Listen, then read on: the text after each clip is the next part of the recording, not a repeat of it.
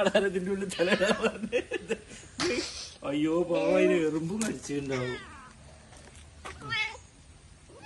അല്ല അതിന്റെ ഉള്ളിൽ നിറച്ച എറുമ്പുണ്ട്. കടിച്ചാ